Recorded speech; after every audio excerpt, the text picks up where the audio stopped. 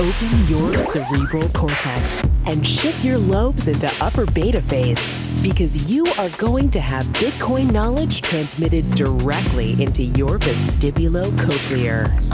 Your host at Bitcoin Knowledge is Trace Mayer, an early Bitcoin advocate since it cost $0.25, but this is not intended to be investment advice. A doctor of jurisprudence, but this is definitely not legal advice. And an investor in core cryptocurrency infrastructure, including Armory, BitPay, Kraken, and Mitagio, but this is not a recommendation of those services. Here, you get fed via direct mind download with pure and free Bitcoin knowledge.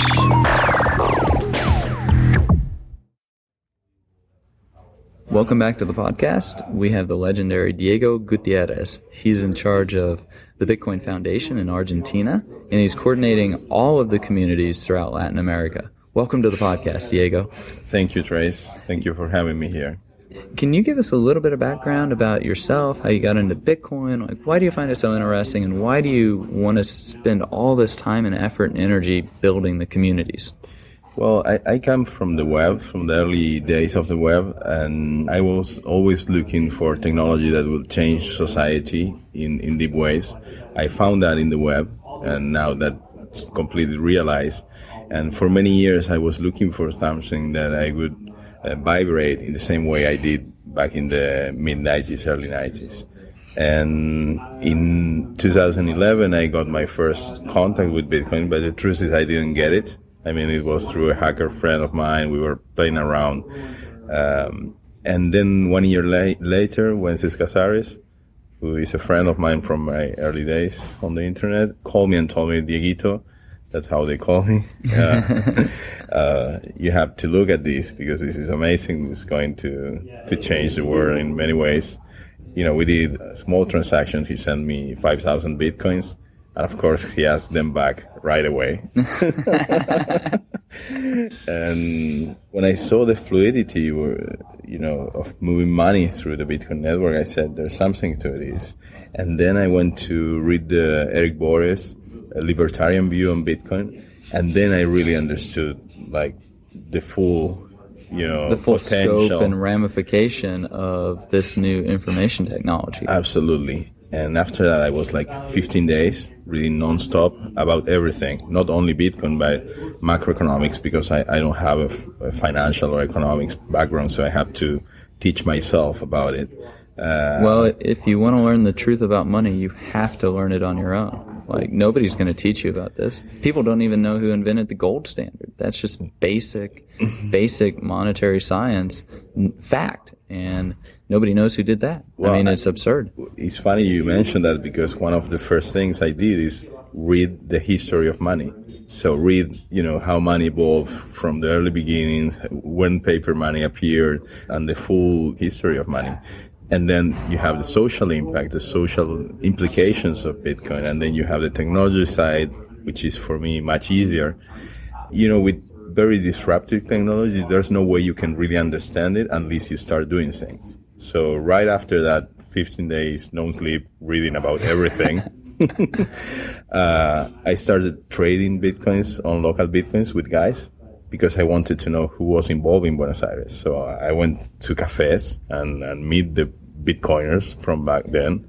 And it was very interesting, because I had this guy that was going to retire. I only had 25K for retirement. So he was buying Bitcoin and gold to improve his chances of retirement. Because sure done better than Argentine pesos. Absolutely. So I started meeting people. Then I started, mining a little, like we all did. Then trading a little. Then we said, okay, Wences did the first meetup in Buenos Aires. And I told Wences, hand me over the meetup. I will start moving these on regular basis. Then I met Rodolfo and Franco. Rodolfo's great. Yeah. He has such an energetic personality, and he's always moving forward. And yeah, I mean, I don't know, we were trusting each other with a lot of Bitcoins, wherever from the get-go. That was amazing. I mean, we developed a trust relationship right from the get-go. So we started doing the meetups. The meetups started with maybe 25 people, then 100 suddenly because we had a lot of coverage from the press. Then we started creating the foundation, then the first Latin American Bitcoin conference, then the Bitcoin Center in Buenos Aires that is a building devoted to Bitcoin companies and the community in full. Yeah, isn't it great? We've got a building just for Bitcoin in Buenos Aires. I think BitPay's got an office in there. And how many people are actually working out of that office full time on Bitcoin? Not just BitPay, but other companies too. I think we have around 30 people. 30 working. people there? Yeah. Working on Bitcoin projects in Buenos Aires. So that's so amazing. Much fun. And yeah, it's very exciting. It's like, all this we have done in 2 years. And well, we are talking now after the second Latin American Bitcoin conference in Rio. And the things keep growing.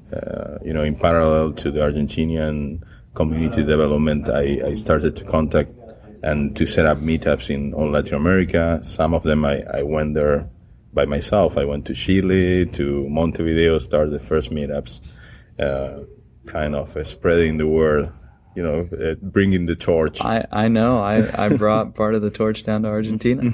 I think I came down to South America like 6 or 7 times, 3 or 4 times in 2011 and 2012.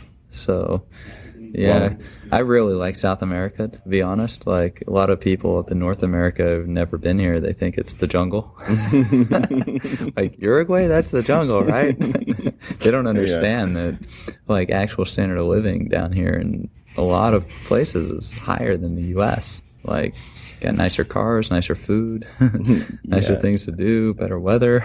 and also, I think the people is very warm here. I mean, yes. you might notice that, like, the relationships. I mean, you develop friendships very, very fast, and people is very open. So, I think the mixture of things is very nice. Of course, we have very bad governments over the years. So they cover the earth like a skin disease, right? Yeah, you're just causing problems everywhere. And also. There are some problems with the mentality. I think the entrepreneurial mentality needs to be developed much more in Latin America. I think so. Why do you think that is? Is it just not in the culture? Is the society very regimented, kind of like Europe? Because it seems like Chile is trying to really encourage entrepreneurship and tech startups, particularly in Santiago. They are doing a big effort in that direction, and they are having very good results. But that was like that was an intentional effort. It was not in there. I mean, they were indeed bringing tech entrepreneurs from all over the world to start creating an entrepreneurial, hub and center and mindsets and culture on the Chilean young entrepreneurs. So I think that's the way to go. In that sense, and I'm looking forward to see the same thing replicating in other countries, which I saw already in Mexico when I was on the DF lately. Medellin and Colombia. In Colombia Panama. as well. In Argentina, we have very good talent. Maybe the economic environment or the regulatory environment is not good for entrepreneurs. It chokes them. It's very difficult to open a company, to set up a company, to open a bank account.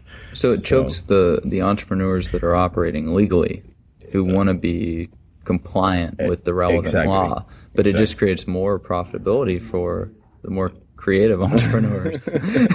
Well, and I think what it creates is a very good training. I mean, you drop an Argentinian entrepreneur anywhere else in the world, and they will thrive. It's like, they are so trained to look for ways to overcome and make things work. Yes. Yeah. So that's why if you look at the main internet companies, the ones that have succeeded regionally, they all come from Argentinian entrepreneurs. Really? You have Globant, you have Mercado Libre. And I'm not talking about Bitcoin. I'm talking about the internet, the web companies, and that's why. I mean, we have talent and we have a very good training, like green beret training for entrepreneurs in Argentina. Yeah, and the U.S. kids think they have it tough, right? If you can make it work in Argentina, you can make it work anywhere. Absolutely. Are we seeing that happen? Venezuela, just a massive societal disaster up there. Are they just leaving? Are the entrepreneurs just leaving Venezuela? Has it just gotten so tough that they're like, you know what, I'm done? Yes. Like, I'm done with this. I think at a certain point, all of them give up. Atlas shrugs on the dreams of making their startups work in their country. I mean, they don't give up on their dreams, but they move somewhere else to keep doing what they do. And in Argentina, sometimes I have very good friends that are entrepreneurs, and some of them are more mature. I mean, they have already set up many companies, so now they are also investors, and they keep betting on the country because they have their heart there. But at a certain point, they are very discouraged. I mean, it's like they say, why I'm doing this? Why do I keep banging my head against the Argentinian wall? Yeah. Like, this is not a very bright idea. Well, I mean, we're seeing it with Europe.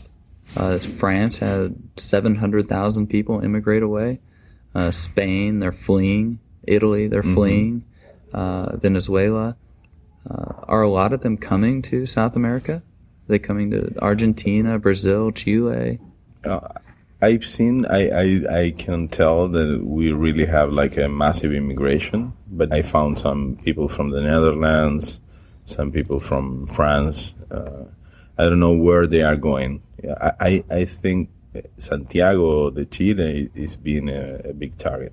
I've seen Santiago used to be like a very provincial city, like, you know, no cosmopolitan element to it. And now it's 6 million people. Just any type of food you want. That massive new skyscraper they built. So you notice that as well. I mean, it's like now you see Santiago, and it's really becoming a true cosmopolitan city. And I think, you know, people from all over the world is coming and bringing that.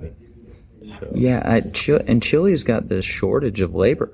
You have like 14 million people. It's the size of California. They just don't have enough people to get stuff done. So they need to import labor, particularly highly skilled labor.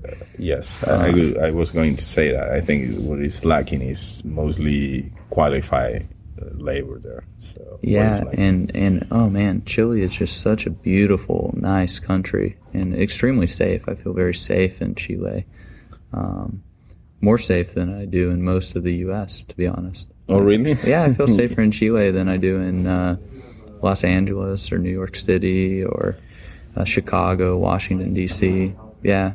Well, the thing is with huge cities, I mean, with cosmopolis, like in Buenos Aires is the same. I mean, the level of insecurity goes up when you have anytime you've got millions. a big city, but like Santiago is a big city. I just feel very safe there. But once you get outside of Santiago and go down towards Puerto Natales or Concepcion or the Patagonia area, Viña del Mar, like I feel very safe outside Rancagua, like some of these other outer cities. Like it's just so very peaceful, gorgeous, almost like California flipped upside down. Just you got the inland valley and the Andes and the countryside is amazing, and people in the countryside is very gentle, very kind. I mean, and the same thing happens in Argentina. If you go to the countryside, you get out to Salta La Linda. Yeah, Salta La Linda. Well, that's one of my favorites. It's an amazing place, Salta, Jujuy. Very nice places to be. A lot of people just don't understand that there is a lot of opportunity in the world. And, you know, Bitcoin is on the forefront of the technological innovation, the technological advances that we're making. In the U.S., I don't know that it's really the environment that young, bright entrepreneurs really want to be in. I mean, should they come down to South America? Should they go to Chile? I think they should at least experience a short stay, maybe a 6 months stay, in any of the main cities of Latin America. Maybe Buenos Aires, Chile, Sao Paulo, because I think that will give them true perspective of what is being an entrepreneur in a different environment. And innovation comes from challenges. I mean, you need to be challenged to innovate and to find workarounds for things and solutions. So yeah, but sometimes it just gets so bad, like Venezuela, that there's just literally no future. Yeah. And you look at the United States, massive pensions overhanging all the municipalities. You got $18 trillion of federal debt. You got regulation strangling the entrepreneurs. I mean, it's a big market, but when you look over the next 10, 20, 30 years, like, I mean, where should these young people be building a life? Where should they be taking the grandkids? Mm-hmm. South America might very well be a place for them to go. Well, I'm a little bit biased, but I think, as I mentioned on the conference, I think Latin America is the next big thing. Why do you think that is? Well, I think it's a combination of resources and also a fresh mindset where things can thrive and a new culture can appear and be born. And I think if we manage to use all these new technologies, these new disruptive technologies that are appearing, we can really build the Latin American continent as a new entity, which is not right now. I mean, now Latin America is a patchwork, not a block. And it's always kind of been a patchwork merely because of the map. You got the Andes that split it in half. You got the Amazon that splits it in quarters. Mm-hmm. And you got Brazil, the massive powerhouse. Then you got Argentina, which is the other big player. Mm-hmm. And other than that, it's very kind of balkanized. I agree, but I think technology can bring it all together. I think we now have the means to connect them all and to build like a regional economy. We're overcoming these previous geographical hindrances with the technology, yes, is what you're saying, to unify the overall markets. Yes, to connect them. I wouldn't say unify. I think the differences will be kept, but if we connect them and make them work together, you have, all the resources you need are in Latin America. You have oil, you have water, you have food, cows. Oh my gosh, the steak here. Oh, bife de lomo. And boniatas. So what else you want? What else you need? What else you need? Viña. You have the vineyards as well, and then we need to educate our young generations. We need to plant the seed of entrepreneurship, and then we have a beautiful place to be, as you say. How is the educational scene down here? I mean, are kids graduating with $75,000 of debt like they do in the U.S.? Or can you go to school down here pretty cheaply? Kids listening to this podcast, they can think, I'm going to do a study abroad in South America. Well, in Argentina in particular, education is free to the university. You can actually, educate, do your full career for free. Wow. So I think that's why we have so much talent, and that created like a lot of mobility of classes. Mm-hmm. So somebody in Argentina can be born very poor and become a doctor, a lawyer, or whatever profession he chooses to be. So that's a good thing. Maybe the implementation of that is very inefficient. Because like everything over there. There are not enough Germans in Argentina. Yeah, and centralization brings a lot of inefficiencies. Uh-huh. So that's a good thing. I mean, I think education is key to change any culture or any society. Well, education is the key to opportunity. Yes. Whether it's a formal education or an informal one where you're just learning and studying. Like I talked about on the panel here today, Bitcoin takes so many branches of knowledge, you kind of have to understand all of them. But if you got that and you're in Bitcoin, then you're now opened up to other opportunities. Like this is taking place on the last day of the second annual Latin American Bitcoin Conference, so it's December 7th, I think.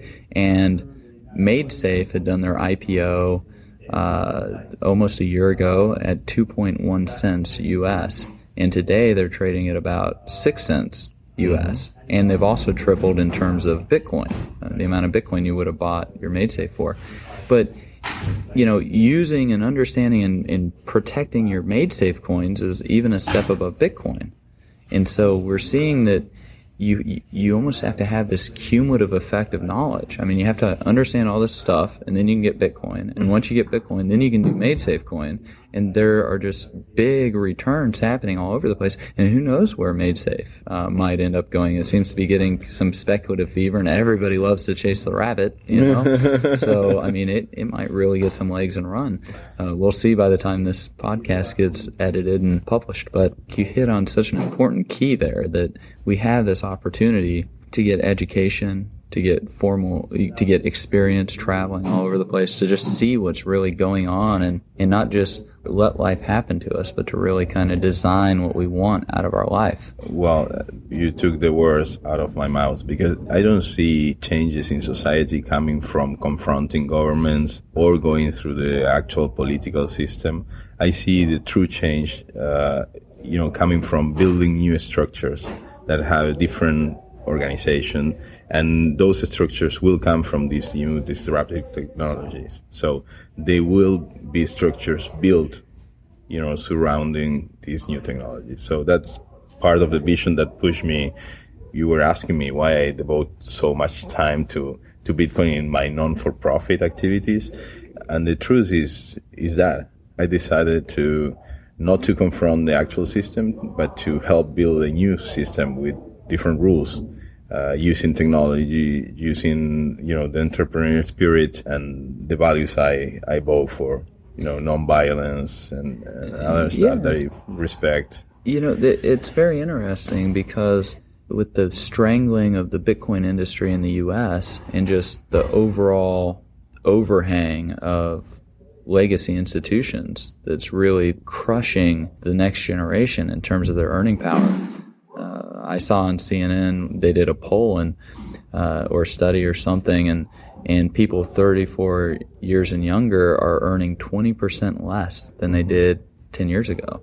So, I mean, lifestyle is just getting crushed in the U.S., absolutely crushed. And we're seeing that filter through in terms of marriage rates and birth rates and stuff like that. And then I look at some of my Bitcoin entrepreneur friends, and they've just gotten up and moved. Like, they've gone to Latin America, they've gone to Panama, they've gone to Colombia, they've gone to Chile, they've gone to Uruguay. And you know what they've done when they've left is the burden they were carrying now falls more squarely on my shoulders. So it's even heavier, which is even more incentive for me to just leave. And so it really makes me wonder, like, what is the future for the U.S.? Because people renouncing U.S. citizenship are at all-time highs. It used to be kind of a place of opportunity, and now people are paying thousands of dollars to get rid of their U.S. citizenship. It used to cost $100 to renounce your U.S. citizenship.